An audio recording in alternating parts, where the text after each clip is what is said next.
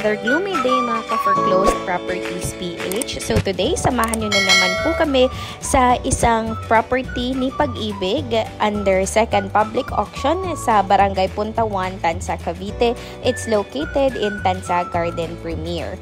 Alright, so disclaimer lang po guys, we're not associated sa Pag-ibig.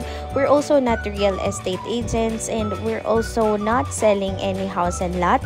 And ang purpose po ng channel na ito is matulungan ng ating mga kapwa-Pilipino na magkaroon ng bahay sa mas murang halaga sa pamamagitan ng Pag-ibig foreclosed property. Alright, so ang bilis ng travel time natin. Nandito na po tayo sa loob ng Tansa Garden Premier. Now, ang property na pupuntahan natin is located in Phase 5. Ayan, so it's at Block 41, Lot 9, Barangay Punta 1, Tansa, Cavite.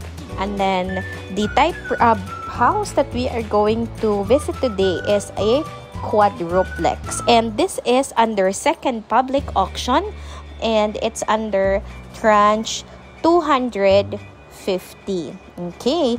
And also, title number is 057-2019-903-5912. Okay, so ito kasalukuyan natin guys na dinadaanan is parang main road papunta ng Phase 5. And actually, what I like about dito sa Tansa Garden Premier guys is that, well, parang talaga siyang garden. Oo nga, kasi may kada bahay, pagka nag-move in ka daw, bibigyan ka daw ng pine tree. Ayan, mapapansin nyo guys, kada bahay na naka-move in na, binibigyan nila ng pine tree. Kumbaga, dahil sa parang garden theme ng subdivision or ng village nito.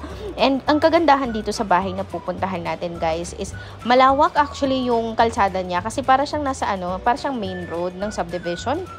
Ayan. And the starting bid or the minimum bid price for this property is 1,936,620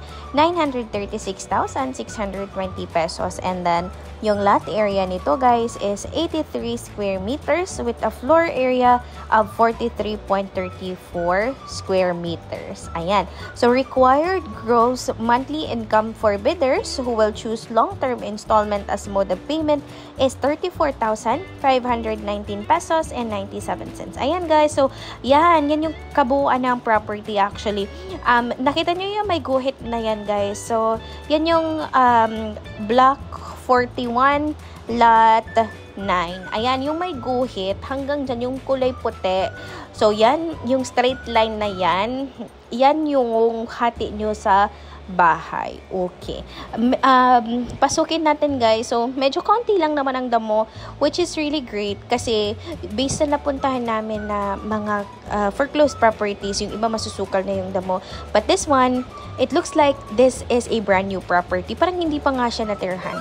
Okay. So, silipin natin guys. Ayan.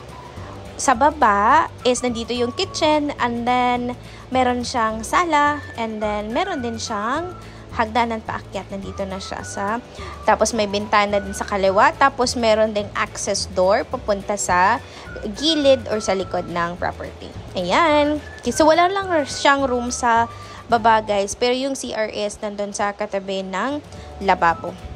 Okay. So ganito yung yung itsura ng property guys. So hindi pa siya natitirahan according sa mga neighbors natin dito nung nagtanong-tanong tayo. Yan. Malaki itong bahay na to guys. Akala ko nga, yung tinanong ko, kuya, ano ba to? Hanggang third floor ba to? Kasi medyo mataas. Hindi daw. Pero, meron siyang provision for third floor. Okay. Ayan. So, tingnan natin ng maayos guys. Kasi, grabe yung laki talaga ng ng lote na to guys. Promise. Ayan. And, ulitin natin. Ayan. So, pasukin na lang natin kasi naka-unlock naman pala siya. Ayan. Okay. So, yan guys. Yan yung CR. Meron isang lavatory. Tapos isang toilet bowl. Currently, this is a bare type. Kayo na lang yung magpa-tiles, papinturahan nyo ulit. Medyo madumi lang siya. Pero ang kagandahan dito is, hindi pa siya natitirahan o wala pa nga siyang division sa second floor. So, kayo na guys ang bahala magpalagay ng division. Tapos, naka-sliding windows na din siya guys. Ayan o, tingnan nyo. Ayan. Okay. Ayan. So, ganito siya na mataas. Tapos, alam nyo guys, meron din siyang mini terrace. Ayan. Buksan natin guys. Ayan, yung mini terrace. So, di ba bongga, pagkagising mo ng umaga, mag-unat-unat ka. Tapos, sumigaw ka ng it's a beautiful morning. Ayan. Ang ganda, di ba? Bongga.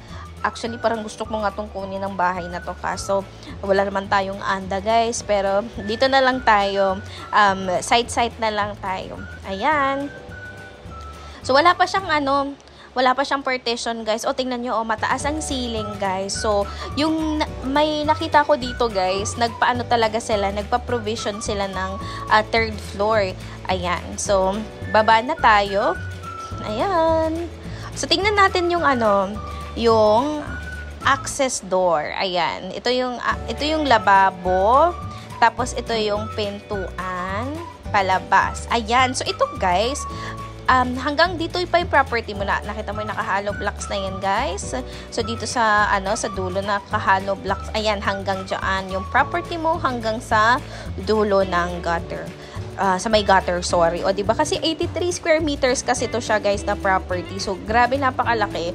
So, if bet nyo, kunwari, gusto nyo ng garden, perfect na perfect to para sa inyo. Or, if you are, expecting na magpa-expand ng property nyo, pwede din to. Okay, ayan. So, ang period of acceptance of offers na ito, guys, is from September 25 to September 29. And then, opening a bid offers is on October 4, 2023. Again, this is under public auction. Second public auction under tranche 250. Ayan. So, what does it mean pagka nagsi-second public auction? Ibig sabihin, ito ang mga properties na nagre-require ng down payment na 5%, pero meron kang discount actually nito na 10% if you're gonna be choosing long-term installment. Okay. Ayan na siya, guys. So, gusto ko dito kasi napakatahimik din ng community. Siguro kasi konti pa lang yung nakatera. And at the same time, malaki ang kalsada, which is super perfect